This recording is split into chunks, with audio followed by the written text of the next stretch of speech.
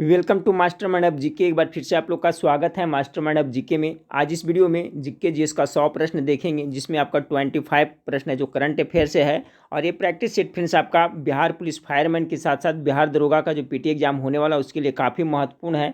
तो पूरा practice set जरूर देखिएगा। मैं बार बार कहता हूँ फ्रेंड्स कि जीके जीएस है जो कॉमन है, ये सभी प्रकार की प्रतियोगिता परीक्षा में पूछे जाते हैं, इसलिए सभी लोग जरूर देखें। वीडियो अच्छा लगे तो लाइक करेगा, और चैनल को अभी तक सब्सक्राइब नहीं किए हैं तो चैनल को सब्सक्राइब कर बेल आइकन को दबा दीजिएगा, तभी आपको महत्वपूर्ण वीडियो का नोटिफिकेशन मिलता रहेगा। 8:30 बजे मैं दूसरे चैनल पे लाइव क्लास आता हूँ फ्रेंड्स, तो आप लोग वहाँ पर लाइव क्लास में जुड़िएगा स्टडी फॉर कंपटीशन पे। उसका लिंक भी इस वीडियो के नीचे डिस्क्रिप्शन में मैं दे देता हूँ। चलिए फ्रेंड्स, तो वीडियो को शुरू करते हैं, गेस करते चलिए। पहले देखिए, आपका करंट अफेयर से 25 प्रश्न है। पहला सवाल है आपका कि केंद्र सरकार ने हाल ही में किस योजना के तहत कोरोना वायरस का मुफ्त परीक्षण और उपचार प्रदान करने का निर्णय लिया है? तो किस योजना के तहत? करेक्ट आंसर होगा friends option number A, Ayushman Bharat योजना। 2 नंबर सवाल को देखें। भारतीय रेलवे ने अप्रैल 2020 में देश में कोविड-19 के बढ़ते प्रकोप के बीच किस नाम से काफ़ी सस्ता वेंटिलेटर विकसित किया है? 2 नंबर सवाल का करेक्ट आंसर होगा ऑप्शन नंबर ए, जीवन नाम से विकसित किया है। ठीक है। सवाल नंबर 3 को देखें। 3 नंबर सवाल है आपका, केंद्र सरकार द्वारा 4 अप्रैल 2020 को जारी अधिसूचना के मुताबिक जम्मू कश्मीर में कितने वर्ष से रहने वाले नागरिक डोमिसाइल के हकदार होंगे? डोमिसाइल सर्टिफिकेट आप लोग समझते होंगे फ्रेंड्स, जिसको हम लोग रेसिडेंशियल भी कहते हैं, आवासीय प्रमाण पत्र भी कह सकते हैं। ठीक है। तो केंद्र सरकार द्वारा 4 अप्रैल 2020 को जारी अधिसूचना के मुताबिक जम्मू कश्मीर में कितने वर्ष से रहने वाले नागरिक डोमिसाइल के हकदार होंगे? 3 का करेक्ट आंसर हो जाएगा ऑप्शन नंबर सी, 15 वर्ष। 4 नंबर सवाल देखें। केंद्र सरकार के आदेशानुसार लॉकडाउन के चलते महिलाओं के जनधन खाते में 3 माह तक प्रति माह कितनी राशि मदद में दी जाएगी? तो कितने दी जा रही थी फ्रेंड्स? आपका 500 रुपया। ऑप्शन नंबर डी इसका करेक्ट आंसर होगा। अब चलिए अगला सवाल देखते हैं। 5 नंबर सवाल को देखें। केंद्र सरकार ने 1 अप्रैल 2020 से कोविड-19 वैश्विक महामारी के मद्देनज़र मनरेगा मजदूरी में औसतन कितने रुपये की वृद्धि की है? ये देखिए बहुत ज़्यादा इंपॉर्टेंट सवाल है। ठीक है फ्रेंड्स, याद रखिएगा। तो कितने रुपये की वृद्धि किए हैं? तो 5 का करेक्ट आंसर होगा ऑप्शन नंबर बी हो जाएगा। कितने? 20 रुपये की वृद्धि किए हैं। 6 नंबर सवाल को देखिए। अर्थ आवर 2020 की थीम क्या थी? अर्थ आवर 2020 की थीम क्या थी? 6 का correct answer option number D, जलवायु परिवर्तन एवं सतत विकास, यही थीम थी। ठीक है। 7 नंबर सवाल को देखिए। पद्म विभूषण से सम्मानित और बहुमुखी प्रतिभा के धनी किस प्रसिद्ध भारतीय चित्रकार का 27 मार्च 2020 को 94 वर्ष की आयु में निधन हो गया है? ठीक है। तो 7 नंबर का सवाल का correct answer option number C होगा, सतीश गुजराल। ये सतीश गुजराल कौन थे फ्रेंड्स? तो पद्म विभूषण से सम्मानित थे और बहुमुखी प्रतिभा के धनी व्यक्ति थे, और क्या थे? ये मुख्य रूप से एक चित्रकार थे, जिनकी मृत्यु आपका 27 मार्च 2020 को हो गया। कितने वर्ष की अवस्था में? तो 94 वर्ष की अवस्था में। तो पूछा जा सकता है फ्रेंड्स आपका सतीश गुजराल, याद रखिएगा। 7 का सी होगा करेक्ट आंसर। 8 नंबर सवाल को देखिए। सिट मैक्स सैन्य अभ्यास 2020 में कौन देश शामिल नहीं है? ये सिट मैक्स सैन्य अभ्यास 2020 में संपन्न हुआ, तो इसमें कौन सा देश शामिल नहीं था? 8 का जो करेक्ट आंसर होगा ऑप्शन नंबर डी, जापान नहीं शामिल था, बाकी भारत, सिंगापुर और थाईलैंड इसमें शामिल था सिट मैक्स सैन्य अभ्यास में। 9 नंबर सवाल को देखिए फ्रेंड्स कि इजराइल के हिलेल फुरस्टेनबर्ग और रूस के अमेरिकी ग्रेगरी मार्गुलिस को 18 मार्च 2020 को वर्ष 2020 के लिए किस प्रतिष्ठित पुरस्कार का विजेता चुना गया है? तो 9 का करेक्ट आंसर है एबल प्राइज के लिए। 10 नंबर सवाल को देखें। किस शहर को 25 मार्च 2020 को वर्ष 2024 में होने वाले ग्रीष्मकालीन ओलंपिक खेलों की मेजबानी देने की घोषणा की है? 10 का करेक्ट आंसर होगा option number D, France, Paris. ठीक है।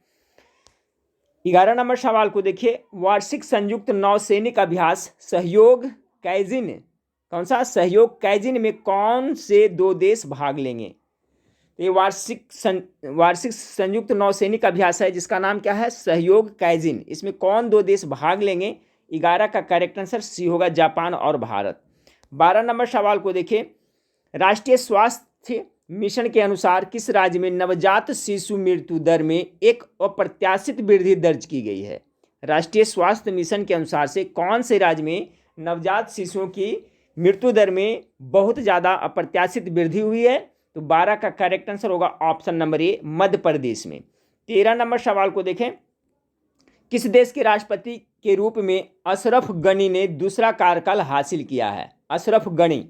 13 का correct answer option number D, Afghanistan. 14 number सवाल के देखिए, राम मंदिर ट्रस्ट का अध्यक्ष निम्न में से किसे बनाया गया है? 14 नंबर सवाल का करेक्ट आंसर होगा आपका महंत नृत्य गोपाल दास को बनाया गया है। राम मंदिर ट्रस्ट का अध्यक्ष महंत नृत्य गोपाल दास को बनाया गया। 14 का correct answer option number C होगा, ठीक है। 15 नंबर सवाल को देखिए, अंडर 19 क्रिकेट विश्व कप 2020 में प्लेयर ऑफ द सीरीज किसे चुना गया? 15 का correct answer option number B, Yashasvi Jaiswal को। 15 का जो करेक्ट आंसर हो जाएगा फ्रेंड्स आपका ऑप्शन नंबर बी हो जाएगा। 16 नंबर सवाल को देखें कि दक्षिण भारत का एक प्रमुख धार्मिक मठ पेजवार मठ, ठीक है, दक्षिण भारत का एक प्रमुख धार्मिक मठ पेजवार मठ निम्न में से किस राज्य में स्थित है? याद रखें, पेजवार मठ है जो किस राज्य में स्थित है? 16 का जो करेक्ट आंसर हो जाएगा friends option number D, Karnataka में है। पेजवार मठ कहाँ स्थित है? तो आपका कर्नाटक में है। 17 नंबर सवाल को, हाँ फ्रेंड्स, तो सवाल नंबर 17 देखिए, सवाल नंबर 17 है कि आप सेना दिवस 15 जनवरी तथा गणतंत्र दिवस 26 जनवरी 2020 की पहली महिला परेड सेनापति कौन है? पहली महिला परेड सेनापति कौन है? तो 17 का correct answer option number A, इसका नाम है फ्रेंड्स तानिया शेरगिल। 17 का correct answer option number A होगा। 18 नंबर सवाल देखिए, चिलियांवाला युद्ध का संबंध निम्नांकित में से किस रियासत से है? ठीक है, 18 नंबर सवाल का देखिए, चिलियांवाला युद्ध का संबंध निम्नलिखित में से निम्नांकित में से किस रियासत से है? तो 18 नंबर सवाल का आपका जो करेक्ट आंसर हो जाएगा फ्रेंड्स ऑप्शन नंबर ए हो जाएगा, पंजाब से है। ठीक है, चिलियांवाला युद्ध का संबंध पंजाब रियासत से है। 19 नंबर सवाल को देखिए, भारत के किस शहर को यूनेस्को द्वारा विश्व धरोहर शहर का सर्टिफिकेट दिया गया है? तो सवाल नंबर 19 का जो करेक्ट आंसर हो जाएगा ऑप्शन नंबर ए, जयपुर को। यूनेस्को का मुख्यालय कहाँ है फ्रेंड्स? तो याद रखिएगा पेरिस, फ्रांस। ठीक है, यूनेस्को का जो मुख्यालय कहाँ पड़ता है? तो फ्रांस में पेरिस में पड़ता है। और एक यूनिसेफ है जिसका मुख्यालय कहाँ पड़ता है? न्यूयॉर्क पड़ता है, ये भी याद रखिएगा। 20 नंबर सवाल को देखें, निम्नांकित में से किसने बाइबिल का जर्मन भाषा में अनुवाद प्रस्तुत किया? 20 नंबर सवाल का करेक्ट आंसर मार्टिन लूथर हो जाएगा। ठीक है, मार्टिन लूथर ने आपका जर्मन में बाइबल का अनुवाद प्रस्तुत किया। ठीक है, ऑप्शन नंबर ए 20 का करेक्ट आंसर होगा। 21 नंबर सवाल को देखिए, ब्रह्मोस सुपरसोनिक क्रूज मिसाइल से लैस सुखोई 30 MKI को निम्न में से किस एयरबेस में शामिल किया गया है? 21 नंबर सवाल का correct answer option number D होगा, एयरबेस तंजावुर। ठीक है, तंजावुर जो कहाँ पड़ता है? तमिलनाडु में। 22 नंबर सवाल को देखें, किन दो देशों की सेनाओं के मध्य संयुक्त सैन्य अभ्यास अजय वारियर आयोजित किया गया है? ये अजय वारियर है जो आपका संयुक्त सैन्य युद्ध अभ्यास है, तो किन दो देशों के बीच में हुआ? 22 का करेक्ट आंसर होगा भारत और यूनाइटेड किंगडम के बीच। याद रखिएगा कौन सा? अजय वारियर। ठीक है, तो किसके किसके बीच में हुआ है? भारत और यूनाइटेड किंगडम। 22 का correct answer option number B होगा। 23 नंबर सवाल देखें, ग्लोबल क्लाइमेट रिस्क इंडेक्स 2020 में भारत का कौन सा स्थान प्राप्त हुआ? Global climate risk index 2020। 23 का करेक्ट आंसर होगा ऑप्शन नंबर 5वां स्थान। 24 नंबर सवाल को देखें, पद्मश्री पाने वाली पहली महिला फुटबॉलर कौन है जिन्हें वर्ष 2020 में इस पुरस्कार से सम्मानित किया गया? 24 का correct answer option number A हो जाएगा। ठीक है, ओयनम बेमबेम देवी। ठीक है, ओयनम बेमबेम देवी को। 24 का करेक्ट आंसर ए हो गया। 25 नंबर सवाल को देखें, हाल ही में प्रकाशित पुस्तक अमेजिंग अयोध्या के लेखक या लेखिका कौन है? बहुत इंपॉर्टेंट सवाल है फ्रेंड्स। अमेजिंग अयोध्या एक पुस्तक है, उसके लेखक या लेखिका कौन है? 25 का correct answer option number C होगा, नीना राय है। ठीक है, अमेजिंग अयोध्या नीना राय द्वारा लिखी गई है। 26 नंबर सवाल को देखें, निम्नलिखित नेताओं में से किसने क्रांतिकारी संगठन अभिनव भारत समाज की स्थापना की? 26 का जो करेक्ट आंसर हो जाएगा फ्रेंड्स आपका option number B, Vinayak Damodar Savarkar के द्वारा किया गया। ठीक है, अभिनव भारत समाज की स्थापना किसने किया था? तो विनायक दामोदर सावरकर ने। 27 नंबर सवाल को देखिए, आप लोग गेस करते चलिएगा। मैकमोहन सीमा रेखा बनाते किन दो देशों के बीच? 27 का जो आपका करेक्ट आंसर हो जाएगा ऑप्शन नंबर ए हो जाएगा, भारत एवं चीन के बीच। 28 नंबर सवाल को देखिए, विश्व जैव विविधता दिवस कब मनाया जाता है? बहुत ही इंपॉर्टेंट सवाल है फ्रेंड्स। 28 का करेक्ट आंसर क्या होगा, फटाफट गेस करिए। तो देखिए, विश्व जैव विविधता दिवस है जो आपको 22 मई को मनाया जाता है। ठीक है, 22 मई को। ऑप्शन नंबर बी इसका करेक्ट आंसर होगा। पशुओं को दिया जाने वाला कौन सा दर्द निवारक भारत में गीदों के लगभग विलुप्त होने के लिए उत्तरदायी है? ये भी इंपॉर्टेंट सवाल है। सवाल नंबर 29, सवाल नंबर 29 है आपका कि पशुओं को दिया जाने वाला कौन सा दर्द निवारक भारत में गीदों के लगभग विलुप्त होने के लिए उत्तरदायी है? तो 29 का correct answer option number D हो जाएगा। ठीक है, ऑप्शन नंबर डी, डाइक्लोफेनेक। ठीक है, डाइक्लोफेनाक है। ये है जो किसको दिया जाता है? तो पशु को दर्द निवारक के रूप में दिया जाता है। इससे क्या होता है फ्रेंड्स, गीद है, गीद प्रजाति जो बहुत प्रभावित हो रहा है और ये लगभग विलुप्त हो जा रहा है। ठीक है, तो ये बहुत प्रभावित करता है। तो याद रखिएगा कौन सा, डाइक्लोफेनाक।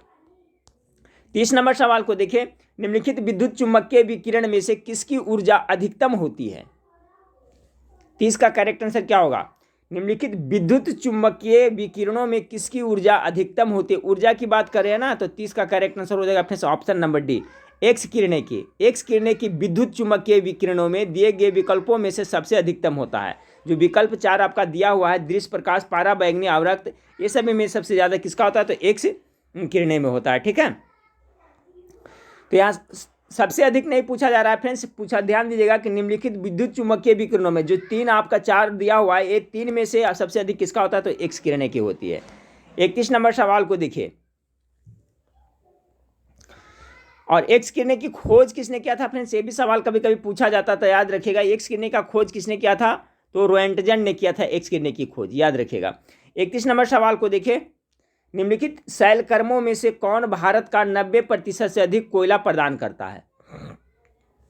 31 नंबर सवाल का करेक्ट आंसर गोंडवाना क्रम। ठीक है, 32 नंबर सवाल के देखिए, एक कटा हुआ हीरा जगमगाहट के साथ चमकता है, किस कारण से? 32 का करेक्शन ऑप्शन नंबर बी, पूर्ण आंतरिक प्रवर्तन के कारण कटा हुआ हीरा है जो जगमगाहट के साथ चमकता। Option number B correct answer होगा।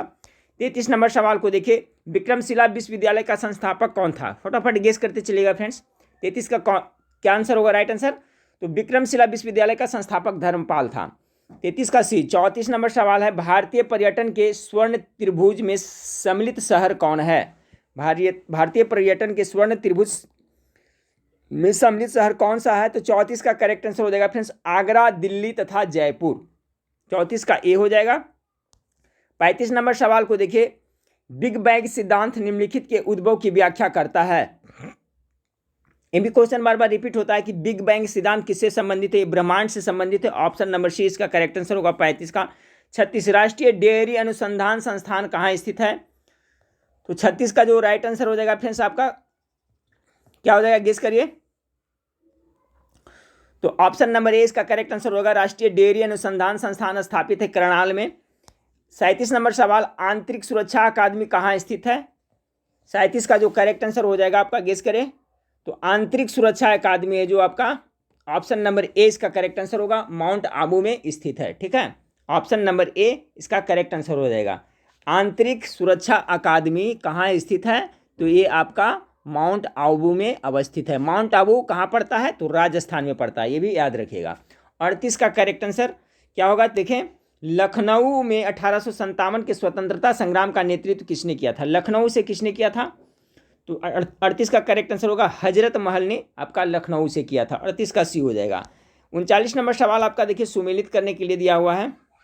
एक साइड में झीलें हैं फ्रेंड्स, एक साइड में आपका राज्य का नाम है, कौन सा झील कहाँ अवस्थित है? 39 का तो कह रहा है आपका अष्टामुड्डी, पुलकिट, रूपकुंड और सूरजकुंड। तो 39 नंबर सवाल देख लिए, अष्टामड्डी है जो मिला देते हैं। फिर अष्टामड्डी आपको कहाँ पड़ता है? ये केरला में पड़ता है। अष्टामुड्डी झील केरल में हो गया, पुलकिट झील तमिलनाडु में हो गया। ठीक है, पुलकिट कहाँ हो गया? तमिलनाडु में। रूपकुंड है जो आपका झील है जो उत्तराखंड में पड़ता है। बच गया सूरजकुंड, तो सूरजकुंड कहाँ पड़ता है, ये हरियाणा में पड़ता है। ठीक है, तो 39 का जो करेक्ट आंसर हो जाएगा फ्रेंड्स ऑप्शन नंबर आपका बी हो जाएगा। एक का 2 बी का 3, सी का 4 और डी का 1। तो एक बार पुनः इसको रिपीट कर ले फ्रेंड्स, कहाँ कहाँ कौन सा है जो अष्टामुड्डी है जो आपका कहाँ पड़ता है, तो केरला में पड़ता है। पुलकिट तमिलनाडु में पड़ता है। रूपकुंड कहाँ पड़ता है, उत्तराखंड में पड़ता है। सूरजकुंड कहाँ पड़ता है, हरियाणा में पड़ता है। चलिए 40 नंबर सवाल को देखिए, पाइर हिलियोमीटर, ठीक है, पाइर हिलियोमीटर का प्रयोग निम्न में से किसे नापने के लिए किया जाता है। 40 नंबर सवाल, 40 नंबर सवाल का जो करेक्ट आंसर होगा option number B, solar radiation को मापने के लिए किया जाता है। अच्छा क्वेश्चन है फ्रेंड्स, पाइर हिलियोमीटर का प्रयोग किसके मापने के लिए, तो सोलर रेडिएशन को मापने के लिए किया जाता है। 40 का correct answer option number B होगा। 41 नंबर सवाल देखें, चंगेज खां का मूल नाम क्या था, तो चंगेज खां का मूल नाम बताएं। 41 का करेक्ट आंसर हो जाएगा, गेस करें क्या होगा, तो तेमुचिन था। ठीक है, चंगेज खां का जो मूल नाम था क्या था, तेमुचिन था। चंगेज खां जो कहाँ का निवासी था फ्रेंड्स पूछा जाता है, तो ये आपका मंगोलिया में इनका जन्म हुआ था, मंगोलिया के निवासी थे चंगेज खां। ठीक है, अगला सवाल देखिए, राजा जनता के लिए बने हैं, जनता राजा के लिए नहीं बनी है। राष्ट्रीय आंदोलन के दौरान निम्नलिखित में से किसने यह वक्तव्य दिया था, किसने यह वक्तव्य दिया था, राजा जनता के लिए बने हैं, जनता राजा के लिए नहीं बनी है। 42 का correct answer option number C, Dadabhai Naoroji ने। 43 नंबर, निम्नलिखित में से कौन भारत में ज्वालामुखी द्वीप है। 43 का गेस करिए, करेक्ट आंसर क्या होगा। 43 का correct answer option number D होगा। ठीक है, बैरन द्वीप, निम्नलिखित में से कौन भारत में ज्वालामुखी द्वीप है, तो ये बैरन द्वीप है जो भारत में ज्वालामुखी द्वीप है। बैरन द्वीप कहाँ अवस्थित है पूछा जाता है, तो ये आपका बंगाल की खाड़ी में अवस्थित है। ठीक है, बैरन द्वीप है जो अंडमान निकोबार द्वीप समूह का ही एक भाग है, ये बैरन द्वीप है जो, ठीक है, तो कहाँ बंगाल की खाड़ी में अवस्थित है। 44 नंबर सवाल को देखिए, ख्वाजा मोइनुद्दीन चिश्ती किसके शिष्य थे। 44 का करेक्ट आंसर क्या हो जाएगा, तो इसका जो राइट आंसर होगा option number D, Khwaja Usman Hurani के। कहने का मतलब है कि ख्वाजा मोइनुद्दीन चिश्ती किसके शिष्य थे, या तो ख्वाजा मोइनुद्दीन चिश्ती के गुरु कौन थे, तो ख्वाजा उस्मान हुरानी थे, याद रखिएगा। 45 नंबर सवाल है, वायु दाब सबसे कम होता है। 45 का करेक्ट आंसर होगा आपका, ग्रीष्म ऋतु में है जो वायु का दाब कम होता है। ठीक है, वसंत ऋतु, शीत ऋतु, शरद ऋतु की अपेक्षा ग्रीष्म ऋतु में वायु दाब कम होता है। 46 नंबर सवाल को देखें, एक कृत्रिम उपग्रह में विद्युत ऊर्जा का स्रोत क्या होता है। 46 का हो जाएगा सौर सेल। 47 नंबर सवाल को देखें, मिलान करने वाला है फ्रेंड्स, एक साइड में आपका विटामिन है फ्रेंड्स और दूसरे साइड में आपको सूची दिया हुआ है आपको मिलान करने के लिए। तो 47 का देखिए, 47 नंबर सवाल का कह रहा है विटामिन B12 में क्या पाया जाता है, तो विटामिन B12 में आपको सभी को पता है कोबाल्ट पाया जाता है, यानी कि आपका इसका 2 हो जाएगा। उसके बाद में है आपका हीमोग्लोबिन, हीमोग्लोबिन में क्या पाया जाता है, तो लोहा पाया जाता है। उसके बाद में क्लोरोफिल में क्या पाया जाता है, मैग्नीशियम पाया जाता है। विटामिन हो गया फ्रेंड्स, सिर्फ बच गया आप कितना, उसके बाद में विटामिन डी है 1 2 3 4, 1 2 3, चौथा विटामिन हो गया ना फ्रेंड्स आपका एक मिनट फ्रेंड्स, यहाँ पर थोड़ा मिस्टेक हो रहा है, फिर से देख ले। B12 में क्या पाया था, कोबाल्ट हो गया। ठीक है, B12 में कोबाल्ट, हीमोग्लोबिन में क्या पाया जाता है, लोहा, और क्लोरोफिल में क्या पाया जाता है, तो मैग्नीशियम। ठीक तो है, क्लोरोफिल में क्या पाया जाता है, तो आपका मैग्नीशियम पाया जाता है। बच गया विटामिन, तो विटामिन में क्या होगा, कैल्शियम हो जाएगा। ठीक है, यानी 47 का जो करेक्ट आंसर है ऑप्शन नंबर बी इसका करेक्ट आंसर होगा। इसमें देखिए सबसे इंपॉर्टेंट है फ्रेंड्स, ये पूछा जाता है बार बार कि क्लोरोफिल में कौन सा धातु पाया जाता है, तो मैग्नीशियम धातु पाया जाता है, याद रखिएगा। और B12 में कोबाल्ट तो सभी जानते हैं, ठीक है, हेमोग्लोबिन लोहा भी सभी जानते हैं, और विटामिन में क्या, कैल्शियम। ठीक है, 47 का correct answer option number B हो गया। 48 नंबर सवाल को देखें, फिरोज शाह तुगलक द्वारा स्थापित दारुल उल सफा का क्या था। तो देखिए जो फिरोज शाह तुगलक द्वारा स्थापित किया गया था दारुल उल सफा, ये क्या था मुख्य रूप से, तो इसका करेक्ट आंसर होगा ऑप्शन नंबर एक, खैराती अस्पताल था। ठीक है, एक क्या था, खैराती अस्पताल था। अब किसने इसको स्थापित किया था, तो फिरोज शाह तुगलक ने। अस्पताल का नाम क्या था, दारुल उल सफा। तो दारुल उल सफा क्या था, एक खैराती अस्पताल था जिसको फिरोज शाह तुगलक द्वारा स्थापित किया गया था। चलिए 49 नंबर सवाल देखिए फ्रेंड्स, चंपारण में तिनकठिया प्रथा का तात्पर्य है। कल का क्लास में भी मैंने लिया था, उसमें बताया था फ्रेंड्स 3 कठिया वाला। 3 कठिया का मतलब क्या, 3/20 भूभाग पर नील की खेती जबरदस्ती किसानों द्वारा करवाई जाती थी ना। तो ऑप्शन नंबर 49 का एक करेक्ट आंसर हो जाएगा। ठीक है, 49 का जो करेक्ट आंसर हो जाएगा ऑप्शन नंबर ए हो जाएगा। 50 नंबर सवाल को देखिए फ्रेंड्स कि निम्नलिखित नदियों में से किसका उद्गम भारत में नहीं है। कौन सा नदी है जिसका उद्गम भारत में नहीं है। तो इसका जो करेक्ट आंसर हो जाएगा फ्रेंड्स 50 का करेक्ट आंसर आपका ऑप्शन नंबर ए सतलज हो जाएगा। ठीक है, सतलज नदी का उद्गम स्थल मानसरोवर झील के पास स्थित रकास्थल, ठीक है, राकस्थल में है, जो कहा तिब्बत में पड़ता है। ठीक है, तो सतलज नदी का है जो वहाँ उद्गम भारत में नहीं है। बाकी रावी, चिनाब और ब्यास का उद्गम भारत में है। 51 नंबर सवाल को देखिए फ्रेंड्स, प्रशीतन खाद्य परिरक्षण में मदद करता है।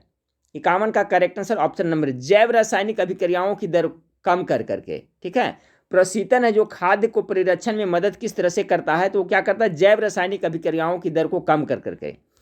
52 नंबर सवाल, राम सेतु, ठीक है, शुरू होता है। तो 52 का जो करेक्ट आंसर हो जाएगा फ्रेंड्स ऑप्शन नंबर ए हो जाएगा, धनुषकोडी से। राम सेतु धनुषकोडी से शुरू होता है। ठीक है,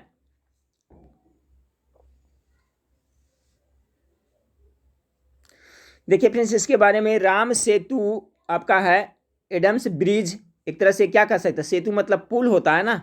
तो राम सेतु जो शुरू कहाँ से होता है, तो आपको धनुषकोडी से शुरू होता है। इसके बारे में डिटेल थोड़ा सा मैं बता देता हूँ कि जो राम सेतु है धनुषकोडी से शुरू होता है। राम सेतु है जो आपका तमिलनाडु के दक्षिण पूर्वी तट के किनारे रामेश्वर द्वीप तथा श्रीलंका के उत्तर पश्चिम तट पर मन्नार द्वीप के मध्य स्थित है, और यह एक सेतु यानी ब्रिज है। ठीक है, तो शुरू कहाँ से होता है, धनुषकोडी से होता है, और कहाँ है, तमिलनाडु, याद रखिएगा। अगला सवाल को देखिए 53 नंबर सवाल को, निम्नलिखित में से कौन सा बौद्ध पवित्र स्थल निरंजना नदी पर स्थित है। 53 नंबर सवाल का correct answer option number A होगा, निरंजना नदी पर स्थित कौन सा है, बोध गया, जहां पर बुद्ध भगवान को ज्ञान की प्राप्ति हुई थी। 54 नंबर सवाल को देखिए, संसार का सर्वाधिक जनसंख्या वाला मरुस्थल कौन है, सबसे ज्यादा जनसंख्या किस मरुस्थल में है। 54 का correct answer option number C हो जाएगा, थार मरुस्थल में। संसार में सर्वाधिक जनसंख्या वाला मरुस्थल थार है। ठीक है, ये थार मरुस्थल भारत पाकिस्तान में फैला हुआ फ्रेंड्स, ये भी याद रखिएगा, सबसे ज़्यादा जनसंख्या आपको इसी में मिलता है। एक क्वेश्चन कालाहारी के बारे में जान ले फ्रेंड्स कि बुशमैन जनजाति जो कालाहारी में पाया जाता है। ठीक है, याद रखिएगा, पूछा जाता है। सहारा जो सबसे बड़ा मरुस्थल है। ठीक है, ये भी याद रखिएगा। चलिए 55 नंबर सवाल देखें, भारत के निम्नलिखित बंदरगाहों में से कौन सा एक खुला सागरीय बंदरगाह है। खुला सागरीय बंदरगाह कौन है, तो 55 का करेक्ट आंसर चेन्नई हो जाएगा। 56 नंबर सवाल को देखिए फ्रेंड्स, किस सदन के सदस्यों द्वारा बहुमत से अविश्वास प्रस्ताव पास होने पर मंत्रिपरिषद को त्याग देना पड़ता है। 56 का correct answer option number Lok Sabha हो जाएगा। 57 नंबर सवाल को देखें कि निम्नलिखित में से किस सिख गुरु ने गुरुमुखी प्रारंभ की थी। गुरुमुखी क्या है फ्रेंड्स, आप लोग को पता है, ये आपका लिपि है जिसमें आपका पंजाबी भाषा लिखा जाता है। ठीक है, तो इसका शुरुआत किसने किया था, तो इसका हो जाएगा गुरु अंगद ने, ऑप्शन नंबर डी। याद रखिए, गुरुमुखी लिपि का शुरुआत किसने किया था, तो गुरु अंगद ने किया था। 58 नंबर सवाल को देखें कि निम्नलिखित में से किस फसल में सबसे ज़्यादा प्रतिशत तेल की मात्रा होती है। 58 का जो करेक्ट आंसर होगा फ्रेंड्स, तिल में सबसे ज़्यादा तेल पाया जाता है। इसे मूंगफली में भी तेल है, सोयाबीन में भी है, सूरजमुखी, लेकिन इसके तिल के अपेक्षा इसमें कम है। ठीक है, तो याद रखिए, इस टाइप का सवाल पूछ दिया जाता है, निम्नलिखित में से किस फसल में सबसे ज़्यादा प्रतिशत तेल की मात्रा होती है, तो तिल में होता है। 59 नंबर सवाल को देखें, कोल बांध परियोजना का निर्माण भारत में निम्नलिखित में से किस नदी पर हुआ है। कोल बांध, 59 का correct answer option number B, Sutlej नदी पे हुआ है। अगला सवाल सूची 1 से सूची 2 में आपका मिलान करना है फ्रेंड्स, और बहुत इंपॉर्टेंट है आपका, इस सभी को जरूर याद रखिएगा। एक साइड में आपका विश्व दिवस है, दूसरा 10 में आपका दिनांक दिया हुआ है। 60 नंबर सवाल का, तो चलिए मैं बता देता हूँ, विश्व पृथ्वी दिवस कब मनाया जाता है, तो आपका 22 अप्रैल को मनाया जाता है। चलिए याद करते चलिएगा। विश्व नगर दिवस कब मनाया जाता है, तो 31 अक्टूबर को विश्व नगर दिवस मनाया जाता है। उसके बाद बच गया विश्व जनसंख्या दिवस कब मनाया जाता है, 11 जुलाई को मनाया जाता है। विश्व जल दिवस कब मनाया जाता है, तो 22 मार्च को मनाया जाता है। इस 22 मार्च को भी आपका 22 मार्च को बिहार स्थापना दिवस मनाया जाता है, ये भी याद रखिएगा। ठीक है, तो पुनः एक बार रिपीट कर ले फ्रेंड्स, सभी को याद कर लेगा, सभी इंपॉर्टेंट है। विश्व पृथ्वी दिवस 22 अप्रैल, विश्व नगर दिवस 31 अक्टूबर, विश्व जनसंख्या दिवस 11 जुलाई, और विश्व जल दिवस आपका 22 मार्च, और 22 मार्च को ही बिहार स्थापना दिवस मनाया जाता है। 60 का correct answer option number A हो जाएगा। ठीक है, 4 3 2 1 सीक्वेंस से दिया हुआ है। चलिए अगला सवाल 61 नंबर सवाल को देखिए फ्रेंड्स कि दिल्ली के पुराना किला के वर्तमान स्वरूप का निर्माण निम्नलिखित में से किसने करवाया था? तो दिल्ली के पुराना किला के वर्तमान स्वरूप का निर्माण आपको किसने करवाया था? तो आपका शेरशाह सूरी ने करवाया था। ऑप्शन नंबर 1 करेक्ट आंसर होगा। सर्वेंट ऑफ इंडिया सोसाइटी के संस्थापक कौन थे? चलिए सभी को पता होगा इसका 62 का करेक्ट आंसर क्या हो जाएगा? तो 62 का जो करेक्ट आंसर हो जाएगा friends option number C Gopal Krishna Gokhale. 63 number सवाल निम्नलिखित राज्यों में से कौन सा राज्य बांग्लादेश से अपनी सीमा नहीं बनाता है? बांग्लादेश से कौन सा राज्य जो सीमा नहीं बनाता है? 63 का correct answer option number B Nagaland है जो नहीं बनाता है। बाकी असम, मेघालय और मिजोरम है जो बनाता है, नागालैंड नहीं बनाता है। चलिए अगला सवाल 64 नंबर सवाल को देखें। निम्नलिखित स्थानों में से कहाँ पर भागीरथी एवं अलकनंदा नदियाँ मिलती है? ये भागीरथी और अलकनंदा कहाँ पर मिलते हैं फ्रेंड्स? तो मेरे ख्याल से इसका जवाब पता होगा, बहुत बार बताए हैं, देवप्रयाग। जहाँ पर भागीरथी और अलकनंदा मिलते हैं वहाँ उसको क्या कहते हैं? देवप्रयाग कहा जाता है। ऑप्शन नंबर ए इसका करेक्ट आंसर हो जाएगा। 65 नंबर सवाल को देखें कि निम्नलिखित में से कौन प्रोटीन को विकृत नहीं करता है? प्रोटीन को विकृत कौन नहीं करता है? 65 का करेक्ट आंसर ऑप्शन नंबर ई अवरक्त किरणें है जो नहीं करता है। 66 समताप मंडल में ओजोन के स्तर को प्राकृतिक रूप से विनियमित किया जाता है, किसके द्वारा? तो ये आपका नाइट्रोजन डाइऑक्साइड के द्वारा किया जाता है। ठीक है, एक बार पुनः देखें, समताप मंडल में ओजोन के स्तर को प्राकृतिक रूप से विनियमित किया जाता है नाइट्रोजन डाइऑक्साइड के द्वारा। 67 नंबर नील दर्पण नाटक का नाटककार कौन थे? तो नील दर्पण किसने लिखा है फ्रेंड्स? सभी को पता होगा 67 का। चलिए गेस कर लिए होंगे, दीनबंधु मित्र। 68 नंबर निम्नलिखित में से कौन एक कर्नाटक, केरल एवं तमिलनाडु राज्यों के मिलन स्थल पर स्थित है? 68 का जो करेक्ट आंसर है ऑप्शन नंबर डी नीलगिरी पहाड़ियां। 69 नंबर सवाल को देखें। निम्नलिखित में से कौन सा यौगिक मानव शरीर में संग्रहित नहीं रहता है? 69 नंबर सवाल का क्या होगा राइट आंसर फ्रेंड्स? तो देखिए ग्लाइकोजन तो होता है फ्रेंड्स यकृत में, आपका वसा भी होता है और आपका टेकोफ्रॉल भी। अमीनो अम्ल है जो मानव शरीर में आपका नहीं संग्रहित रहता है। ठीक है, याद रखिएगा।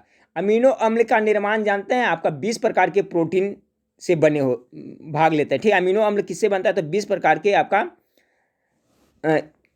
इस तरह से कह सकते हैं फ्रेंड्स कि जो आपका प्रोटीन है, प्रोटीन का ही भाग है अमीनो अम्ल, यानी कि आपका 20 प्रकार के अमीनो अम्ल के मिलकर करके प्रोटीन का निर्माण होता है। इस तरह से भी कहते हैं अमीनो अम्ल के निर्माण में कितना 20 प्रकार के प्रोटीन भाग लेते हैं, इस तरह से भी कह सकते हैं। तो ये हमारे शरीर में है जो आपका क्या है संग्रहित नहीं होता है। तो ऑप्शन नंबर 20 का करेक्ट आंसर हो जाएगा। अगला सवाल को देखिए। निम्नलिखित में से कौन सा ईंधन न्यूनतम पर्यावरण प्रदूषण उत्पन्न करता है? ठीक है,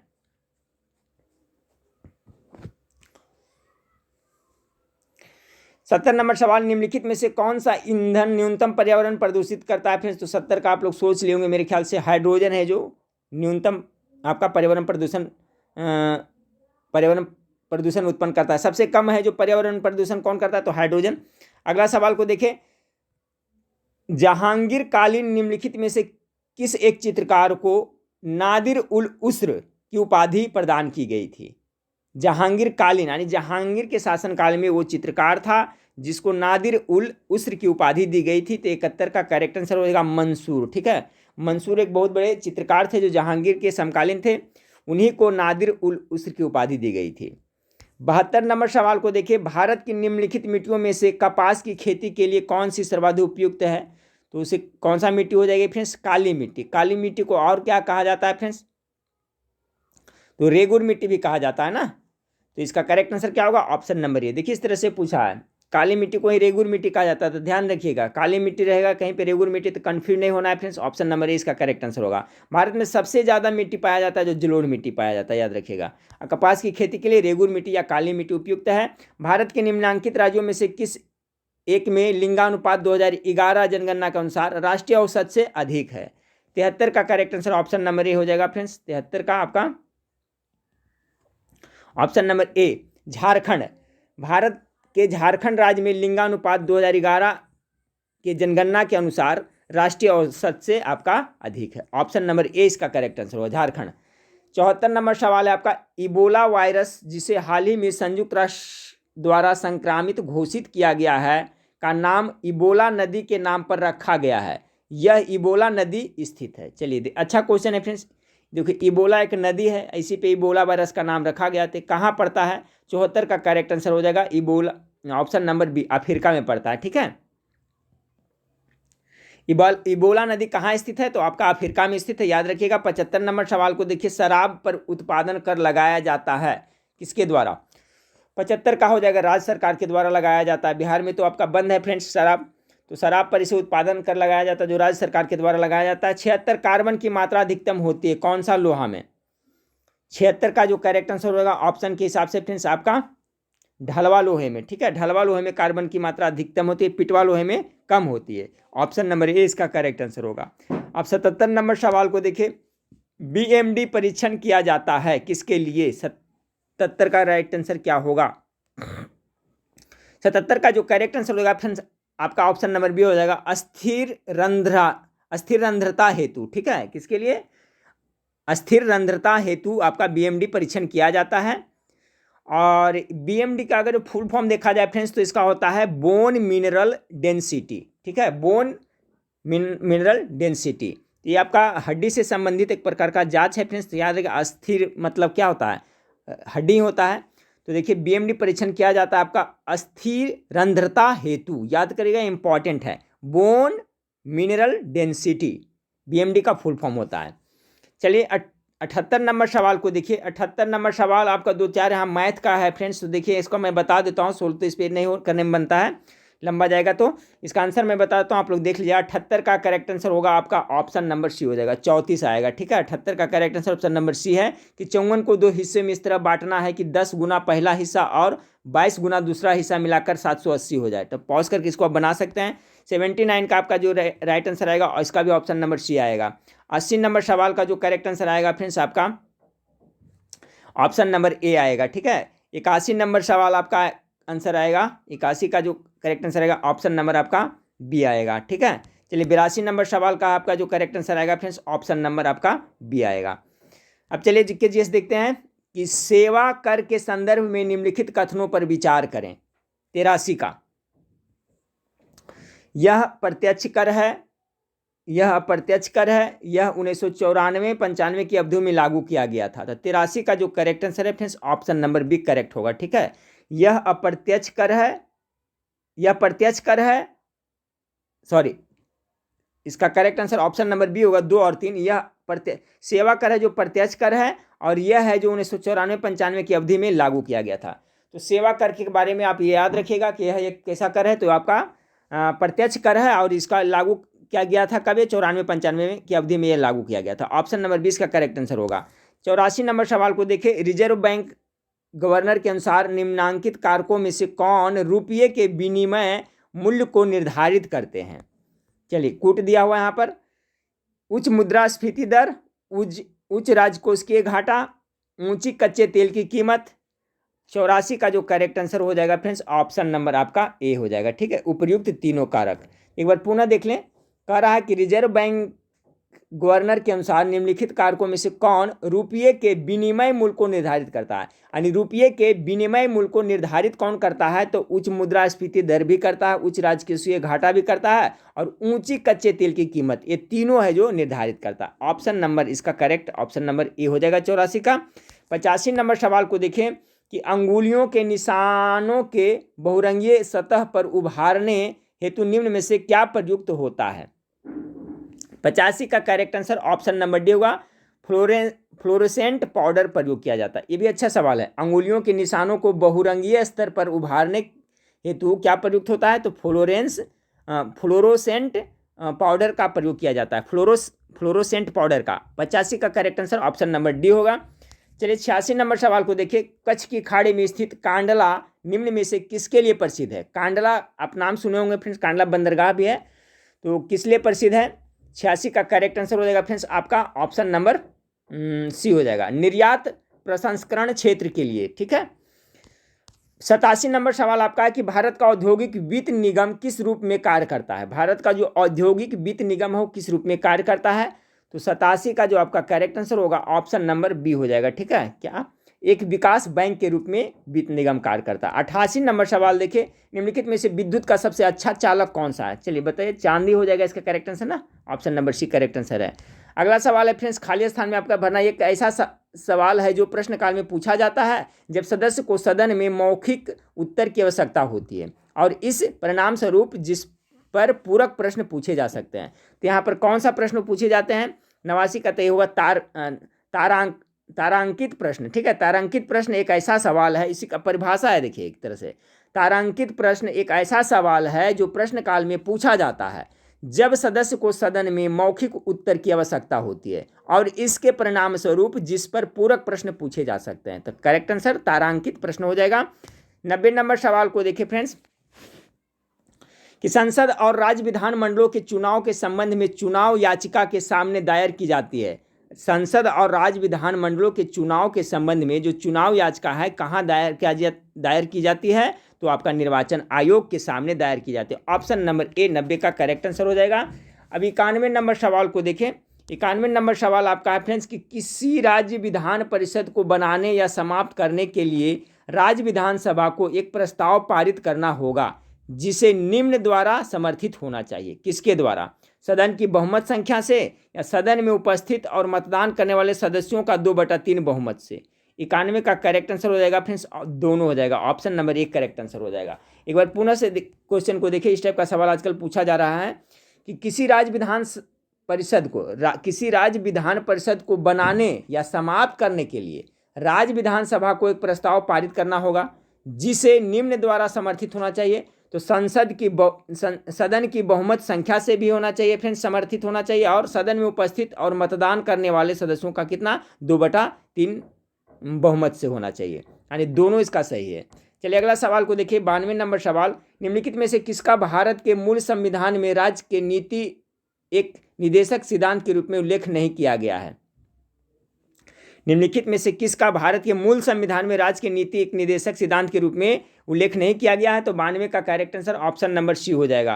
पर्यावरण की रक्षा करना और बेहतर बनाना राज्य का कर्तव्य, ये है जो इसमें नहीं किया गया है। बाकी जीवन स्तर को बढ़ाना, पोषण का स्तर को बढ़ाना, ठीक है, ये सब राज्य का कर्तव्य है। और सार्वजनिक स्वास्थ्य में सुधार लाना, ये सभी है जो नीति निदेशक सिद्धांत के रूप में उल्लेख किया गया है। जबकि पर्यावरण की रक्षा करना और बेहतर बनाना राज्य का कर्तव्य ये नहीं है, ये आपका मौलिक कर्तव्य के अंतर्गत आ जाएगा ये वाला। ठीक है, नीति निदेशक सिद्धांत के अंतर्गत ये आपका ऑप्शन नंबर सी वाला नहीं आएगा। 93 नंबर सवाल को देखें। कह रहा है फ्रेंड्स, निम्न में से कौन सा राजनीति के निदेशक सिद्धांत में नहीं कहा गया था? क्या नहीं कहा गया था? 93 का यहाँ पर आपका कोट दिया हुआ है फ्रेंड्स।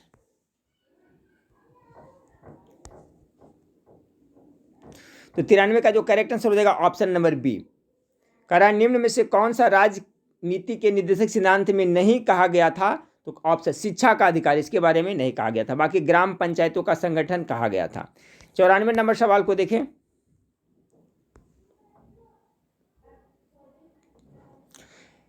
निम्नलिखित में से कौन सा भारत में निर्वाचित प्रतिनिधियों का एक संसदीय विशेषाधिकार है? क्वेश्चन समझ गए होंगे फ्रेंड्स क्या कह रहा है कि देखिए, निम्नलिखित में से कौन सा भारत में जो निर्वाचित प्रतिनिधियों हैं, जो निर्वाचित प्रतिनिधि होते हैं, जैसे कि आपका लोकसभा का सदस्य हो गया, विधानसभा का सदस्य, तो प्रतिनिधियों का एक संसदीय विशेषाधिकार है। तो आपका 94 का जो करेक्ट आंसर हो जाएगा आपका ऑप्शन नंबर डी, 1 और 3। निम्नलिखित में से कौन सा भारत में निर्वाचित प्रतिनिधियों का एक संसदीय विशेषाधिकार है? तो आपका क्या है? संसद में बोलने की स्वतंत्रता और जब सदन चालू हो तो एक गवाह के रूप में भाग लेने से छूट। ऑप्शन नंबर डी इसका करेक्ट आंसर होगा। 95 नंबर सवाल को देखिए। संविधान का वे कौन सा एकमात्र हिस्सा है जिसे पूरी तरह से हटा दिया गया है? तो भाग 7 को हटा दिया गया। ऑप्शन नंबर सी इसका करेक्ट आंसर। याद रखिएगा फ्रेंड्स, संविधान का भाग 7 है जो बिल्कुल पूरी तरह से आपका हटा दिया गया। 95 का correct answer option number C होगा। ठीक है, देखिए भारतीय संविधान के भाग 7 के अंतर्गत अनुच्छेद 238 को रखा गया था। ठीक है, और अनुच्छेद 238 है जो राज्यों के वर्गीकरण से संबंधित था। लेकिन जब राज्यों के पुनर्गठन के अधिनियम आया फ्रेंड्स तो इसको हटा दिया गया। तो याद रखिएगा आपका कि संविधान का वह कौन सा एकमात्र हिस्सा है जो पूरी तरह से हटा दिया गया? तो भाग 7 को हटा दिया गया है। 96 नंबर सवाल को देखें। भारतीय पुलिस सेवा के लिए संवर्ग नियंत्रित करने वाला प्राधिकरण कौन सा है? ये फ्रेंड्स 100 प्रश्न को पढ़ते पढ़ते क्या थोड़ा थकावट हो जाती है। ठीक है, जुआन है जो लुढ़खड़ाने लगता है, ठीक है फ्रेंड्स, कभी कभी। तो 96 नंबर सवाल देखें कि भारतीय पुलिस सेवा के लिए संवर्ग नियंत्रित करने वाला प्राधिकरण कौन सा है? ऑप्शन ए में आपका है फ्रेंड्स मानव संसाधन विकास मंत्रालय, बी में भारत की लोक सेवा के प्रमुख, सी में गृह मंत्रालय, डी में पुलिस अनुसंधान एवं विकास ब्यूरो। क्वेश्चन एक बार फिर से देख लें 96 का। क्या कर रहा है कि भारतीय पुलिस सेवा यानी आईपीएस के लिए संवर्ग नियंत्रित करने वाला प्राधिकरण कौन सा है? इसका जो करेक्ट आंसर हो जाएगा फ्रेंड्स ऑप्शन नंबर सी, गृह मंत्रालय के द्वारा होता है। 97 में उपभोक्ता आंदोलन के प्रवर्तक माने जाते हैं। 97 का जो करेक्ट आंसर हो जाएगा ऑप्शन नंबर राल्फ नादर को माना जाता है, ठीक है, याद रखिएगा। उपभोक्ता आंदोलन के प्रवर्तक राल्फ नादर को माना जाता है, ठीक है। ऑप्शन नंबर सी इसका करेक्ट आंसर होगा। 98 थोक मूल्य सूचकांक WPI का आधार वर्ष क्या है? थोक मूल्य सूचकांक का आधार वर्ष क्या है? 98 का करेक्ट आंसर हो जाएगा ऑप्शन नंबर आपका बी हो जाएगा, 11-12 हो जाएगा, ठीक है, 2011-12। 99 नंबर सवाल को देखिए फ्रेंड्स कि बिहार के किस क्षेत्र में बाढ़ का प्रकोप अधिक होता है? बिहार में सबसे अधिक बाढ़ का प्रकोप किस क्षेत्र में होता है? तो 99 का जो करेक्ट आंसर ऑप्शन नंबर उत्तर बिहार में होता है। बिहार को है जो फ्रेंड्स कोसी नदी को बिहार का शोक भी कहा जाता है। 100 नंबर वैश्वीकरण के कितने वाहक हैं? 100 नंबर सवाल का correct answer option number C हो जाएगा, ठीक है। कितने? तो 3 वाहक है। वैश्वीकरण के कितने वाहक हैं? तो 3 वाहक है। तो ये 100 प्रश्न था फ्रेंड्स, जिसमें आपका 25 प्रश्न लगभग 20-25 प्रश्न आपका करंट अफेयर्स का था, बाकी जीके जीएस का प्रैक्टिस था। तो मैं बार बार कहता हूँ कोई भी प्रैक्टिस सेट हो सभी को देखते रहें, कुछ ना कुछ जरूर आपको सीखने को मिलेगा, कॉन्सेप्ट भी क्लियर होगा। तो चलिए नेक्स्ट वीडियो में फिर मिलते हैं फ्रेंड्स, देखने के लिए थैंक यू, धन्यवाद।